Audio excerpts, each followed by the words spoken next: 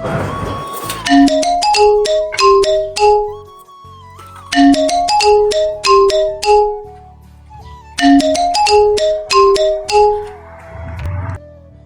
আসসালামু আলাইকুম ভাই। ওয়ালাইকুম আসসালাম। ভাই আপনার না টাকা পাঠানোর কথা, আজকে মাসের কয় তারিখ? আপনি টাকা পাঠান না। ছোট বোনের বিয়া, ওটা কি জানেন না? শুক্রবারে ছোট বোনের বিয়া। বাইরে দু একদিন অপেক্ষা কর, আমি তো এখন টাকা ব্যবস্থা করতে পারি নাই। ভাই যদি ব্যবস্থা করতে পারি দু একদিনের মধ্যে তোরা পাঠাই দিব। তো এই আব্বা আম্মা কেমন আছে রে ভাই? একটু আব্বারে দাস না, কথা বলি। না, আব্বাই আপনার সাথে কথা বলবে না।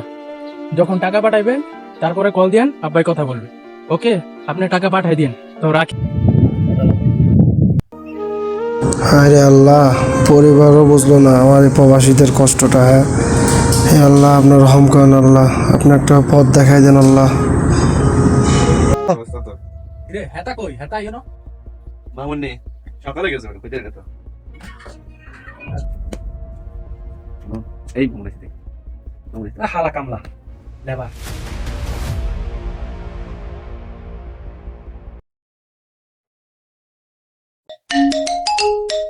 হ্যালো, হ্যাঁ এই মাত্র আসছি বাসা। কি অবস্থা ভাই, সব আসলে ভালো?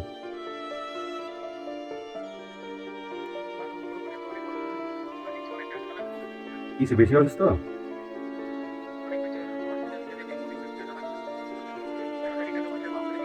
আচ্ছা আমি দেখতেছি, রাখ আমি দেখতেছি। কিসে দোস্ত, কিসে রে? সুরমনটা খুব অসুস্থ, দেশে কিছু টাকা লাগে। তোর কাছে ওইব কিছু টাকা ব্যবস্থা করে দেন না? ওর বেটা, এ চল। টাকা পয়সা কি বলিস না তো লাগবে।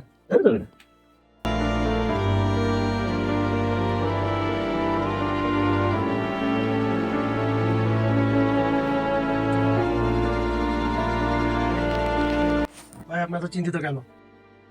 ভাই বাড়িতে একটু সমস্যা, আমার ছোট বোন অসুস্থ, অনেক টাকা দরকার ইমার্জেন্সি। আমি তো আমার হাতে টাকা টুকা কিছু নাই। আরে ভাই আমরা থাকতে আপনার টেনশন করেন কেন? ধরেন আপনি এগুলো রাখেন, আপনার বোনের চিকিৎসা করাবেন, ঠিক আছে? আপনার বোন তো আমার বোন।